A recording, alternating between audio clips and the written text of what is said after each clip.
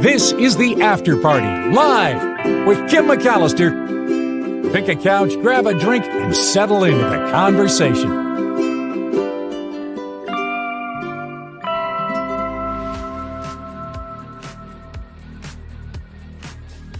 See, I'm already out of practice. Hey, everybody, it is the After Party live on a Thursday, back after 3 days off. Not very often that I will check out, but Jacob turned 11, so every year we go to Monterey for a couple of days, go to the aquarium, hang out. This year, I'm lucky to be back in this seat. I don't know if you heard this crazy story about how we got sucked into the waves and pounded by the waves. I'm telling you guys, I thought to myself, as I'm sucking in seawater, this is how it ends. It was to the point where it was shaky for that next couple of days afterward, and I think Jacob was as well. So I'm hoping that he doesn't have some weird fear of the sea from now on. You know how that can happen when you have something traumatic happen. But man, it makes you happy, even with everything in the world going on, happy to be here and happy to be alive. So maybe in that way, it was a good thing. Ren says, I am so sorry you and Jacob had such a scary experience. It's horrible to feel betrayed by the ocean that you love so much.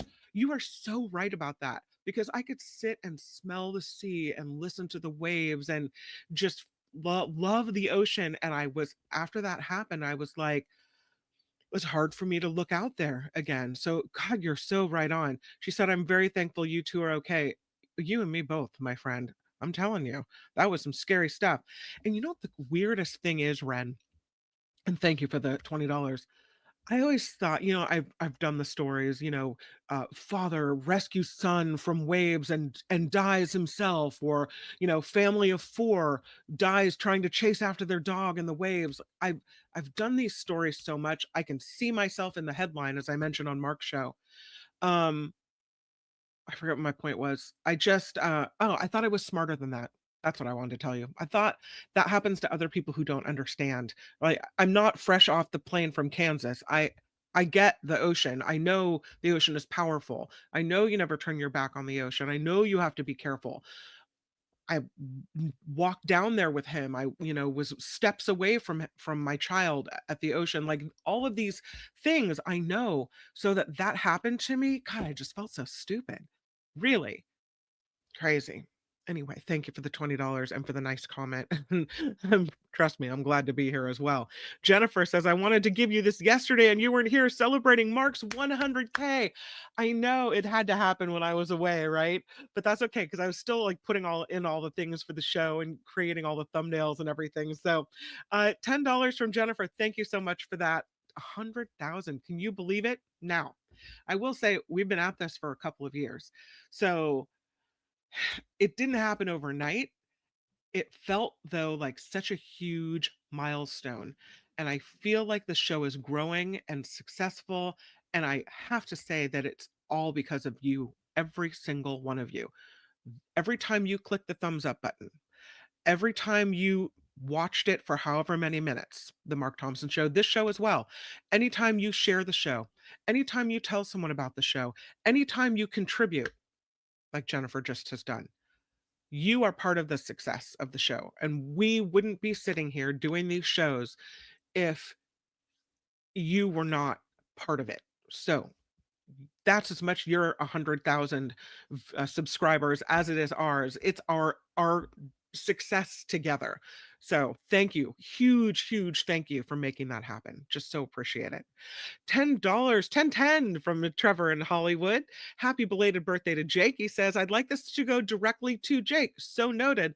$11 for turning 11 years old. And he says, I owe you 90 cents. I'll front you the 90 cents and I'll give him $11. Thank you, Trevor. Very, very nice of you. SJ Lola with a 20. I'm so sorry, Kim. As much as I love the ocean, both here in California and Hawaii, I almost never go in. So there are parts of the ocean, like there's Baby Beach in Maui. It's protected by a reef. It's very calm. It's lovely to swim in. I've swum in the ocean in Hawaii, swum multiple times. I'm telling you, that has never happened to me before. So I could see why. Yeah, pretty to look at. And then you see these guys go out, guys and women, these surfers go out in these big waves like mavericks, and they get pushed down in the waves like that. Oh God, I have a newfound, I don't know if it's respect because I think that's like crazy, but newfound, we'll say appreciation for what happens there. Harry with the $5. It doesn't seem like a couple of years. It has been. Isn't that crazy? Congratulations on a great show. Thank you. Yes, it has been, Harry, a couple of years. And you know what? Julia has gone from a freshman in high school to now in the middle of her sophomore year. We're KGO went belly up when she, I think, was in eighth grade. So yeah, you can tell time flies. It's wild. Thank you for the $5. I saw Wes pop in with a contribution as well. This was on PayPal, and I have to log in to see it. But Wes giving, it's kind of a funny number, 565. Thank you, Wes, for the 565. No, it's $5 today. Thank you so much. And Amy P, thank you for your contribution via PayPal as well. You guys are really so kind. Sandy with $5. Thank you for that. You guys are awesome. Again, contributing to the show like you do makes me feel like you want it to move forward. So let's move forward and let's dig into some of these stories. And again, huge mahalo for all of the contributions. Okay, we're going in. We're going in. And the first story I have for you is about Egypt. They found something. They found something really cool. Yeah, I know. It's hard to look at the mummified remains, but the picture on the right with all of the fragments that you see there, that's why I wanted to show this picture more than anything. Archaeologists have discovered the first pharaoh's tomb in Egypt in more than a century. They've been looking. And this is the first one they found in a long time. It is the tomb of Thutmose II. I think I'm pronouncing that right. It's Thutmose. You could be Thutmose, Thutmose. I'll call him Thutmose. Thutmose II. They're calling this the most significant discovery since Tutankhamun in 1922. I am crazy for this story that this could go undiscovered for all of this time. Here's another photo of this. You see the red arrow there on the left? Look at that little tiny hole.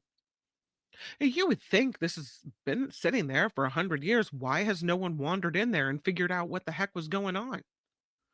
Finally, archaeologists did. Dr. Piers Litherland.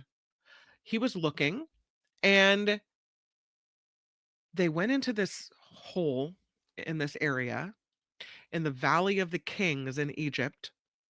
And he'd been looking in this area for more than a decade when he discovered this staircase that led to this tomb, which is now known or thought to have belonged to Thutmose II, who reigned from 1493 to 1479 BC.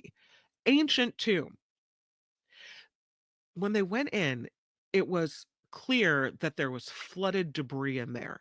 And it took them months to clear all this debris out from this corridor. And they were assuming that this was a tomb that belonged to a royal wife. But when he saw the ceiling of this burial chamber, it was decorated with scenes from something called Amduat, which is a religious text reserved for kings. And that is when he knew, yeah, you've got a tomb of a king.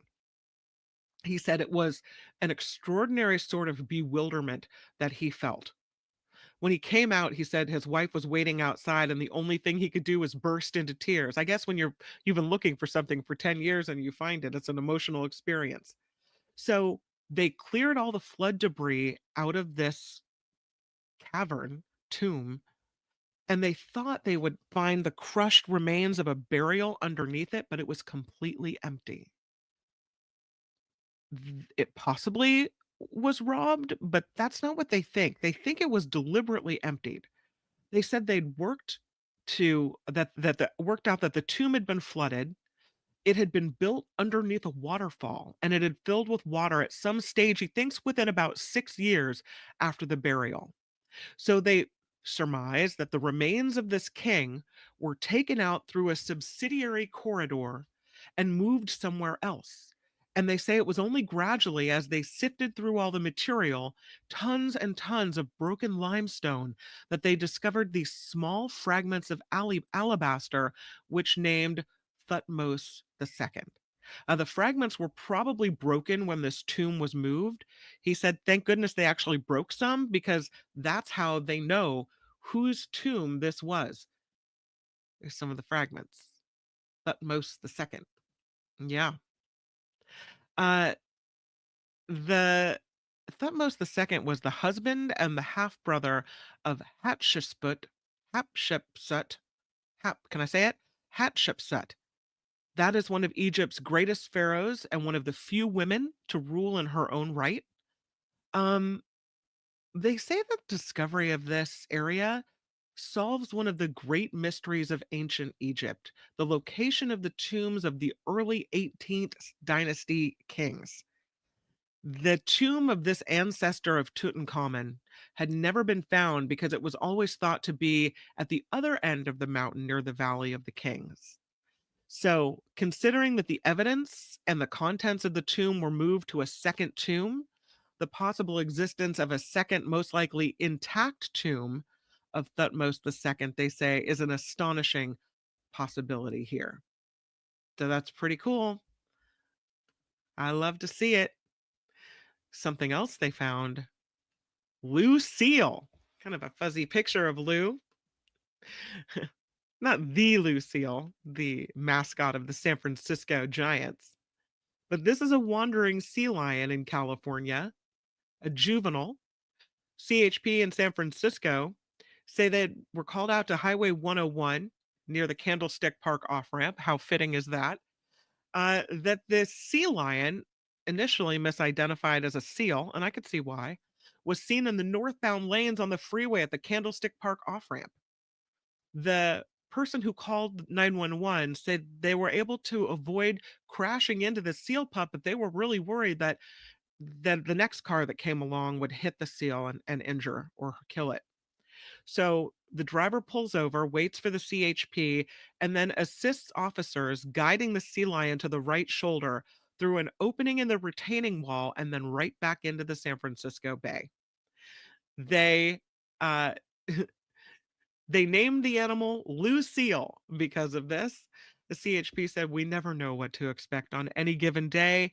We're always ready and willing to ensure safety and security to all, including those with flippers, even lost members of Lucille's family.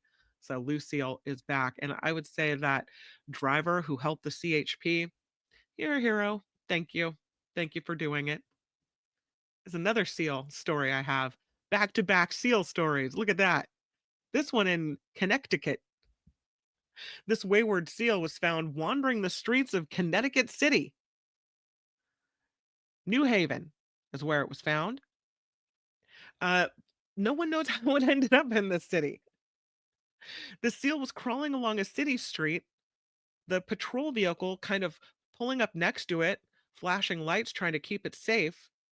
They joked around on social media, hey, meet the newest member of the New Haven Police Department. Again, they don't know how the seal ended up in the city, but they called their Connecticut Department of Energy and Environment. And those folks came out, and the seal ended up in the care of the Mystic Aquarium's animal rescue program. The seal is only a few weeks old. It was lethargic and it was dehydrated and it was underweight. It's now being given a special diet to help it recover so that eventually it can be released back into the ocean. No name for this little one, but I'm really glad that they came to its rescue and that they're taking good care of it now. Um, we have to get to trivia, and there's other stories that I wanted to tell you. Let's just tell you tomorrow. We're going to talk about some snakes being found in some crazy ass places. I'm telling you, wild. How about this story? The first disabled astronaut is going into space. You might think, well, I thought there were stringent requirements. You had to be in perfect physical shape. You couldn't have anything, no hearing loss, no vision loss. You had to be, no flat feet. You had to be in perfect physical condition. Well, now not so much anymore. We're changing the way. Oops, I'm sorry. I have the seal still up. It is a cute seal though. Changing the way that maybe we look at astronauts and how people handle space. And so the UK becomes the first to send this astronaut with a disability to space. He's been Yeah, it's great. And this is the nose of the International Space Station, as it were. This is right at the front. into the capsule. So this is the front end of the space He has station. one This is leg. Node 2. And then your first His lesson name is there, this John the Columbus McFall. module, European Space Agency's orbiting laboratory. And he looks like he can move around in there just fine. Medically certified to fly on a long duration mission. It's much more than that. It's recognizing the fact that actually, through the careful and systematic presentation of quality information that we've gathered over the last 18 months and presented to the multilateral space medicine board of these international partners, saying, listen, we want this guy to fly to space. We've got all this information. We think it's possible. Do you guys agree? And instead of saying, well, why do you want to do this? Actually, we've been able to put them in a position for them to say, why not? It looks feasible. And this is a huge cultural shift. This message coming out of that is, well, not why, but why not? On the space station at the moment, it's not evident in here, but we have experiments like the... Yeah. So he'll be going to the International Space Station, and again, sends a message. There's a picture of this him. message coming out of that. Oh, it's going to be blurry.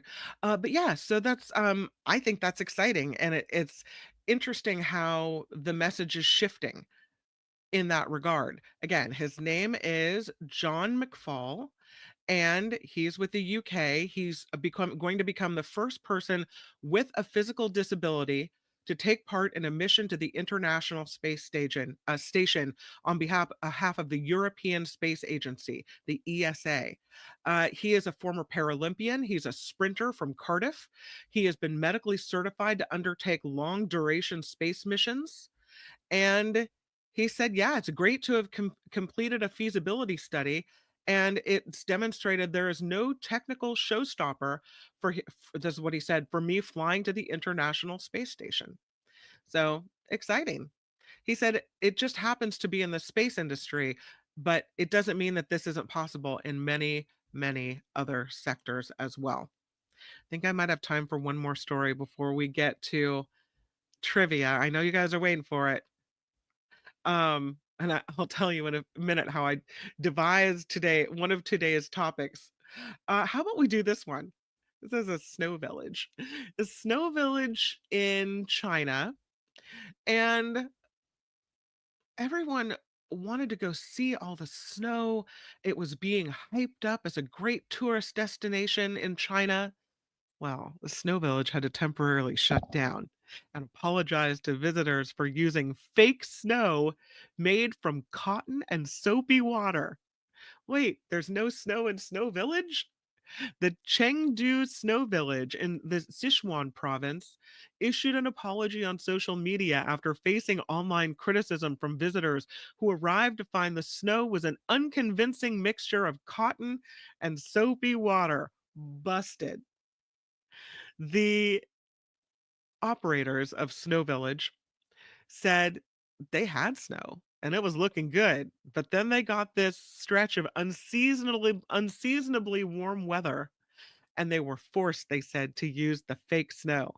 It didn't achieve the result we'd had anticipated, but it left a bad impression among the tourists. They said, we are sincerely sorry for not being able to exhibit a real snow scene and making visitors change their travel plans. That's my bad. I'm sorry. So they've shut down the snow village while they look into other options here. Yeah, they thought it was going to be fine. I think the snow looks pretty convincing up on the rooftops. I don't know. Here's some other pictures of Snow Village. I mean, look at all the snow on the ground. They couldn't have faked all of that, could they? It can't all possibly be cotton. That looks pretty fake. Yeah. Poor Snow Village. Nope. All right. It is time for Trivia Thursday, after party style. And yesterday, on the ride home from Monterey, inspired by the discovery of Thutmose II's tomb, I was looking up Egyptian trivia. Don't Google it. See if you can answer these on your own. And I gave my husband the option. I can ask you the questions in the car, and you can help me devise which ones are the best, or you can play with the group. You choose. And he chose to help me with the questions in the car. So I think I've come up with some really good ones. And David's not allowed to answer the questions in the chat today. Tammy says of the snow, rolls of quilt batting. Oh no. Come on. Oh no, Deidre with the flu. Yikes. Oh, the flu is horrible. Oh, Mama has it too. Oh no, perforated eardrum, Mama. I'm so sorry. I hope you feel better. I know this is a rough flu season, so people got snowed. Nullifidian. Marilyn, thank you for the $4 super sticker. Really appreciate that. Very, very nice. And Sandy with the $5 super sticker. You guys are so kind. Thank you. Okay, you guys ready for the questions? Going to the chat. I can see you. We're all ready to rock and roll.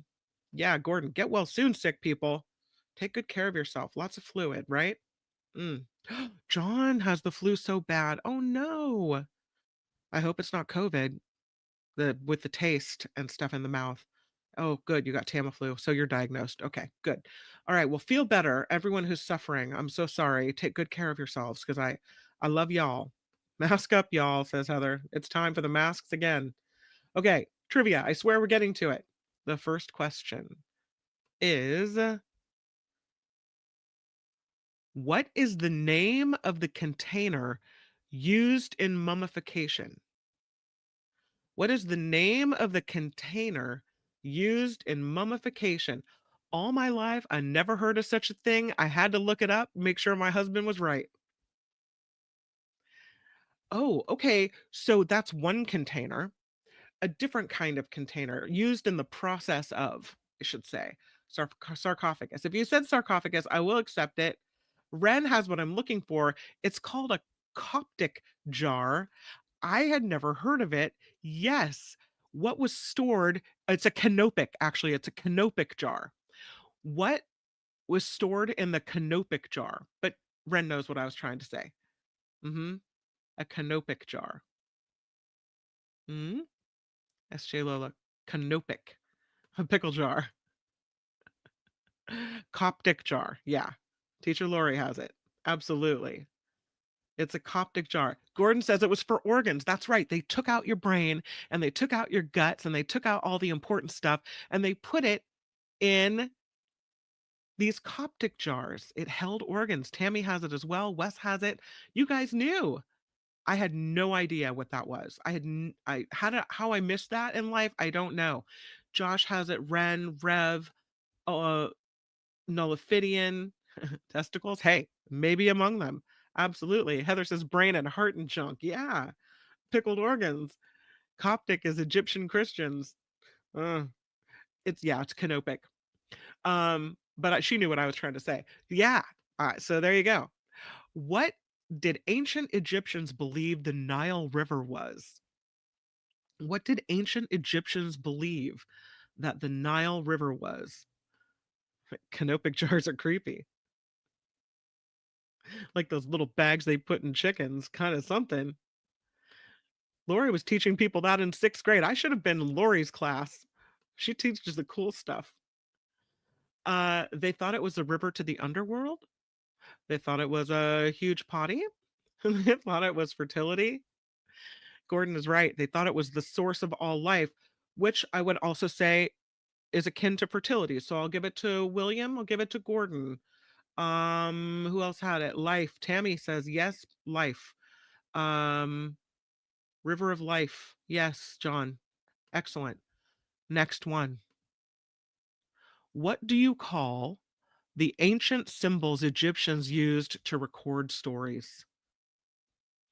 What do you call the ancient symbols that Egyptians used to record stories?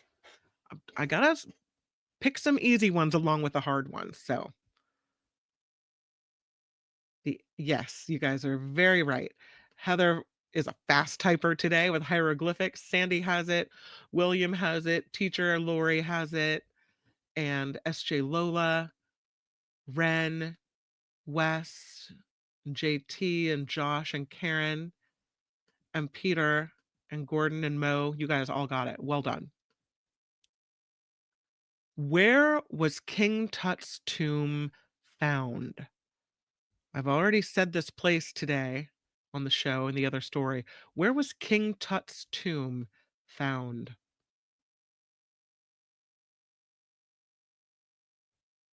It's okay if you can't spell it. I'll take it anyway. Yes, Deidre, it was the Valley of the Kings. Yep, Deidre has it. Valley of the Kings, says Karen Cooper. You got it. SJ Lola as well. Gordon has it. Nullifidian. William. Harry, yes, undergrad. Technically, yes, Harry, you are correct, sir. Mo, Valley of the Kings, indeed. Tammy, Valley of the Kings. Santi has it. Jennifer has it. Valley of the Kings is correct. The ancient Egyptian symbol Ouroboros, Ouroboros, Ouroboros depicts a serpent eating what? The ancient Egyptian symbol Ouroboros depicts a serpent eating what?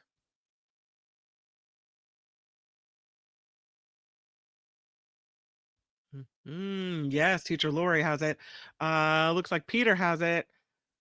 It's Heather has it. There's that's supposed to be a T, I'm quite sure. Nullifidian, looks like Nullifidian might have been first to the punch there. A snake's tail, its own tail, right? Its own tail, its tail, says Heather. Itself, yep. William Martinez, yes, that's true. Peter has it. You guys are good. Teacher Lori has it. Heather has it. Correcting her spelling, yes. I knew what you meant, girlfriend. Trevor has it. Its tail, its tail, its tail. Mo has it. John Watson had it. Linda has it. Jennifer has it. Gordon has it. You guys are so good. Okay. Next one. What was the primary writing material used by ancient Egyptians? What was the primary writing material used by ancient Egyptians? Are you guys as excited about this category as I am? Yes, Wes is on it. Wes says it's papyrus. Wes would be correct. It is papyrus. It would be the answer. Wes has it and Deidre has it. And so does Karen and Nullifidian and Peter and Ren and Gordon and SJ and JT and Teacher and William. I might have popped out with that answer, Trevor. Absolutely. Colors of the Wind. Yes, John, Tammy, Viewfinders, Linda. You guys are on it. Beautiful. Okay, next one. Good job, everybody. Who was the last pharaoh of ancient Egypt? Who was the last pharaoh of ancient Egypt? I would get this one wrong, but I know you all, and you're going to get it right. Gordon says of papyrus, it was made from reeds. Cool. Technically, Cleopatra the Seventh, but I'll take Cleopatra. Absolutely. Cleopatra, says Nullifidian, and Nullifidian is absolutely correct. Is that the first one? I think you got it. Yeah. Or what did someone say it before? Let me go back to the papyruses. And yeah, Nullifidian, you're first to the punch. It was Cleopatra the Seventh. But we'll take Cleopatra. Tammy says Cleopatra as well. Yeah, she was the last pharaoh of ancient Egypt. Cool. Next question. Which famous archaeologist discovered Tutankhamun's tomb? I almost fell over when my husband got this one right. Crazy. Who knows this information. You all do. Which famous archaeologist discovered Tutankhamun's tomb? Oh my God. See, here we go again. William Martinez. Go figure. Yes, you are correct. William Martinez says Carter discovered that tomb, and Carter is correct. The answer is Howard Carter. Carter is acceptable. Thank you. Indiana Jones would have been fantastic. Howard Carter says Karen Cooper. Howard Carter says S.J. Lola. Tammy has it, and Steve Martin. No. Uh, Gordon has it. Yeah, isn't that crazy? Yeah, you guys with your knowledge. Which ancient Egyptian god is associated with the afterlife? Which ancient Egyptian god is associated with the afterlife? Yeah, as a matter of fact, they all did. All the people that found King Tut's tomb died in weird ways, and it was thought to have been a curse. Yes, you're correct. Well done, Teacher Lori. Nullifidian says Osiris. Nullifidian is correct. Which ancient Egyptian god is associated with the afterlife? It is Osiris. Well done. Josh also has it. And Peter has it. And Linda, I see Linda. Ra is the sun god. That's what I had said too, Trevor. Ra is the sun god. That's the only one I knew. Ra, ra, ra. Yeah, no, it's Osiris. The next question. What was the capital of ancient Egypt during the Old Kingdom? What was the capital of ancient Egypt during the Old Kingdom? There were 3 time designations. It was like New Kingdom, Middle Kingdom, and Old Kingdom. What was the capital of ancient Egypt during Old Kingdom? You guys have some good answers. Was it Thebes? It was not. Alexandria? No. Cairo? No. Thebes? Memphis. Peter has it. It was Memphis. Yes, that was the capital of that area. Memphis says Peter Newton, and Peter Newton stands alone. Winner, winner, chicken dinner. Which ancient Egyptian city was famous for its library and learning? Which ancient Egyptian city was famous for its library and learning? Helps to grow up in Tennessee. Yeah, Sandy had it as well. Well done. That growing up in Tennessee is good for something, right, Peter? S.J. Lola says Alexandria, famous for its library and learning, and S.J. Lola is correct.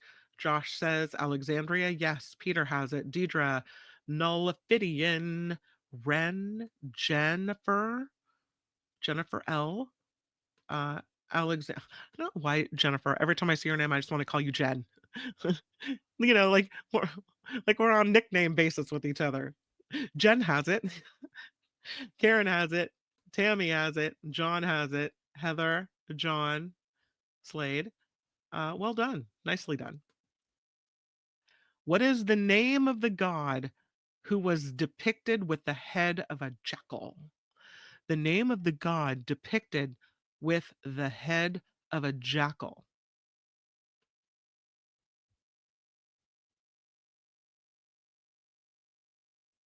Oh, thank you for the permission. Heather says Anubis, and Heather is right. Anubis. John says Anubis. Slade. Nullifidian with Anubis. Lynn, Nubius. I think you meant Anubis. I'm going to say yes. SJ says yes, Anubis. William has it. Peter, with some info, Alexandria has a great new library from a competition. I believe it was designed by a Norwegian architect. Maybe Asborn designed it. Thank you, Peter. Awesome info. Anubis says teacher. That's right. Anubis says Gordon. Yep. Ren, Santi. Well done. Bonus points now. Can you tell me what Anubis was in charge of? What was Anubis in charge of? Mm.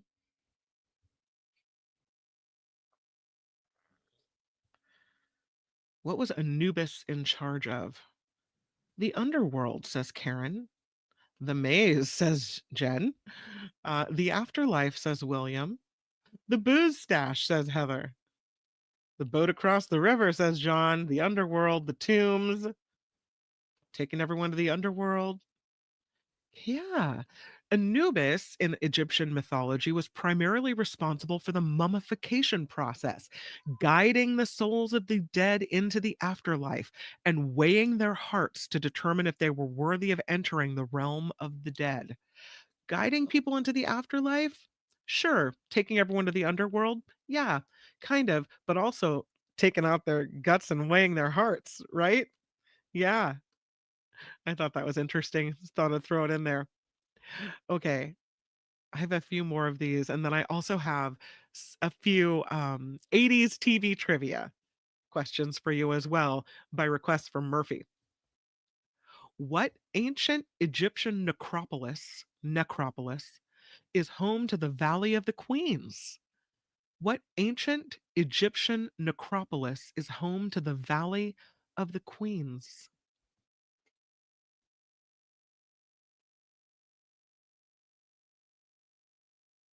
Only time cardiomegaly is a good thing.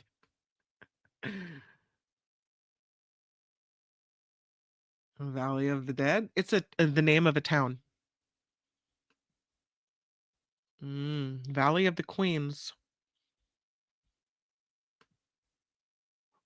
What ancient Egyptian necropolis is home to the Valley of the Queens? The answer would be Thebes. Thebes is the answer. And lastly, I can't believe my husband got tripped up on this one. What is the official language of Egypt? What is the official language of Egypt?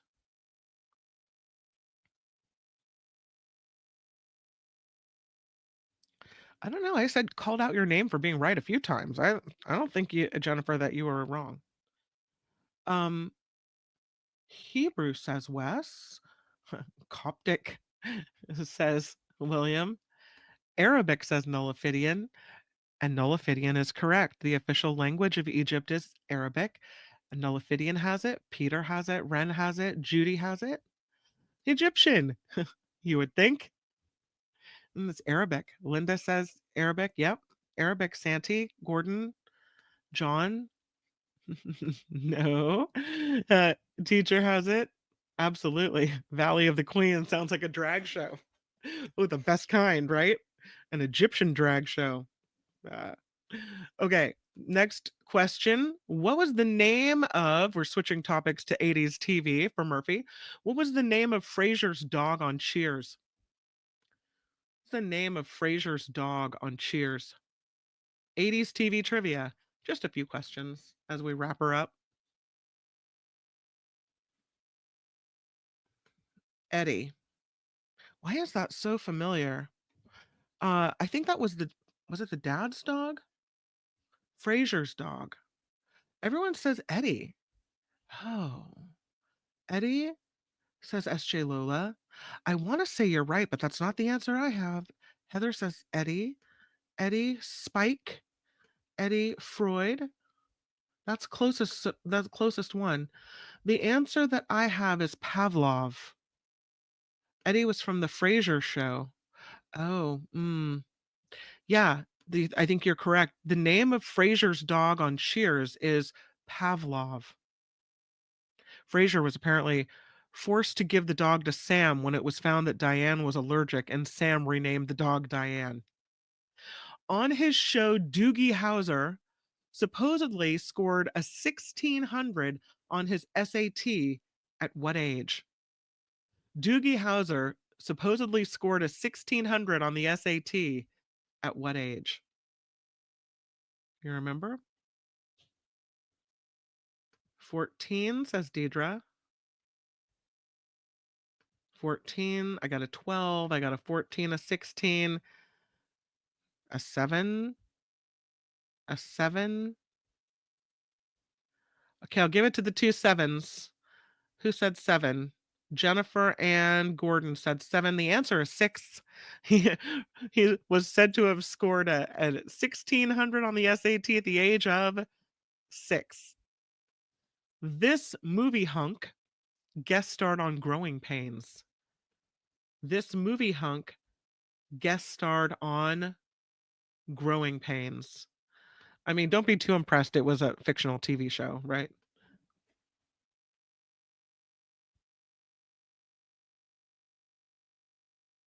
This movie hunk. Yes, Wes got it. Brad Pitt guest starred on Growing Pains. Brad Pitt is the answer I'm looking for. You know what's crazy? You guys got the harder questions more quickly, the Egyptian trivia, than the 80s TV trivia. And it leads me to believe that you guys are nerdy in the very best ways. Here's a nerdy question on Alf. The alien was said to have hailed from what planet before his ship crashed into the Tanner's garage? On Alf, the alien was said to have hailed from what planet before his ship crashed in the Tanner's garage? Yes, Nullifidian says Melmac. Melmac is correct. Nullifidian, SJ Lola, Jennifer. Heather did not like that because he ate cats. Gordon has it. Linda has it. Melmac. Yeah, Melmac is the correct answer. Alf was from Melmac. His name on Melmac was Gordon. Gordon Shumway. On Cheers, Sam Malone played what position for the Boston Red Sox? And if you know his nickname, his baseball nickname, you could say that too. What position did Sam from Cheers play for the Boston Red Sox, and what was his nickname? Yeah, he was a closer pitcher, as a matter of fact. I'll give it to you. SJ Lola, well done. Deidre has it. John has it. Teacher has it. JT has it. Pitcher has it. Rev P has it. Hey, Rev. Walnut has it. Tammy has it. Linda. I'll take, if you said pitcher, you got it. Fastball Malone. It was actually, as Jennifer says, Mayday Malone was his nickname. Jennifer with the bonus as well. Joni Loves Chachi was a spinoff of Happy Days. When Joni and Chachi left Milwaukee, where did they move? Where did Joni and Chachi move after they left Milwaukee?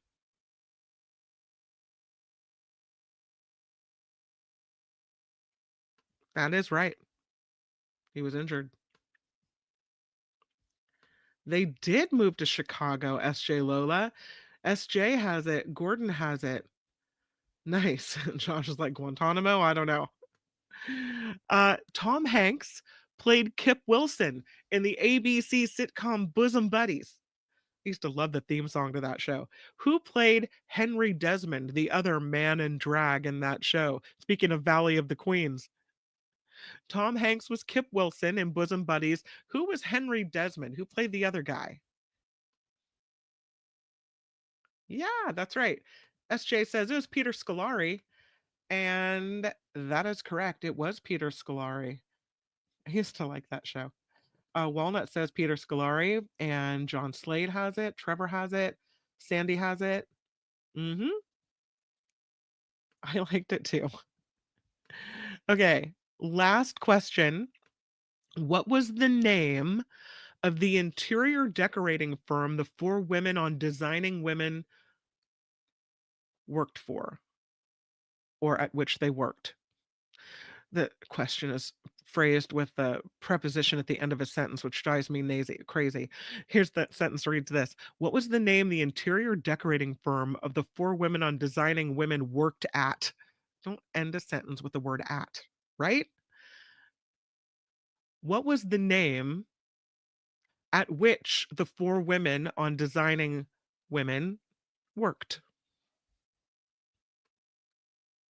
And I'm seeing some right answers pop through. Deidre was Sugar Bakers. That's correct. They worked at Sugar Bakers. Jennifer has it. Walnut has it. Yeah, Sugar Bakers. And thus ends this week's installment of Trivia Thursday After Party Style. You guys kicked butt. If you have a topic that you would like me to cover, and we might do some more 80s TV trivia or TV trivia in the future, because I love that I got that suggestion from Murphy. But if you guys have any suggestions, would you send me an email? Kim at the afterparty.live. Kim at the afterparty.live is the best way to get me. And I always love to hear from you guys and take the suggestions to heart, as you can see. So please send me all the notes. Oh, sugar bakers, even more sugar bakers are coming through. Love it. Thank you, Gordon, for mentioning this. It is Thursday, which means the fact that I'm still alive, I get to participate in the Nikki Maduro show. The Nikki Maduro show is at 5 p.m. So what? Just under 3 hours from now, 5 p.m. Pacific is when we meet right back here on YouTube under the Nikki Maduro show, Medoro. If you haven't joined the show before, it's a lot of fun. Cocktails, mocktails, we'll talk some politics, and we'll have some lighter news in there as well. So please join us and bring your dinner, hang out with us, and chit chat for a little over an hour. Sometimes we go an hour and a half or a little longer, but I would love to have you along for that ride. So that is tonight here on YouTube, the Nikki Maduro show. Some more thank yous to talk about with Luis. Trivia Thursday. Question: favorite McAllister? Answer: Kim. Aw. Because, Luis, I love that I'm your favorite McAllister. Thank you. I don't think I'm my mother's favorite McAllister. That's probably my sister. Just the way life worked out. I think I might have been my dad's favorite McAllister. So see, it all evens out that way. Um, Thursday and every day. Luis, it's nice to be your favorite McAllister. Thank you. And thank you for being our after party hostess. Mahalo. Thank you. Mahalo to you. Thank you for coming through, and thank you for the $5. I really appreciate it. Marilyn, thank you for the $4, and Sandy for the 5, and Harry for a 5, and the nice comments as well. And SJ Lola, love your comment, and thank you for the $20 contribution to the after party live. Trevor with a 1010 going straight to the birthday boy. Thank you, Jennifer L, as well. Huge thank you for the celebratory comment there. And Ren, thank you for your comment and the 20. Really, really grateful. Thank you to Wes as well, and Amy P for contributing to the after party live via PayPal. The PayPal information is in every show description and in the About tab. Wes helped me make it a live link on the after party live in the About tab as well. So thank you for all of it. And I will see you right back here in, gosh, almost 2.5 hours. The time is ticking. We'll see you on the Nikki Maduro show. Until then, make it a great rest of your Thursday, and I'll be with you again very shortly. Okay. Es todo. Bye-bye. The After Party Live would like to thank the following contributors and viewers like you.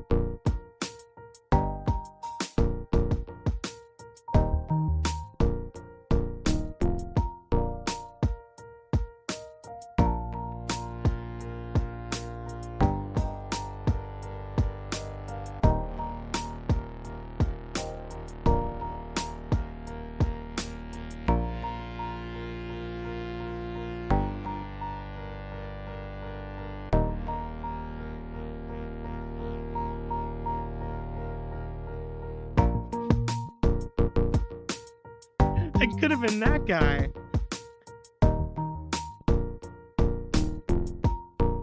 Huge kisses to you, Heather Kent.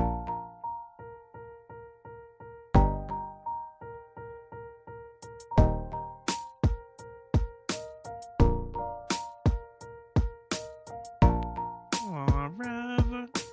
I'm not gonna cry. Maybe a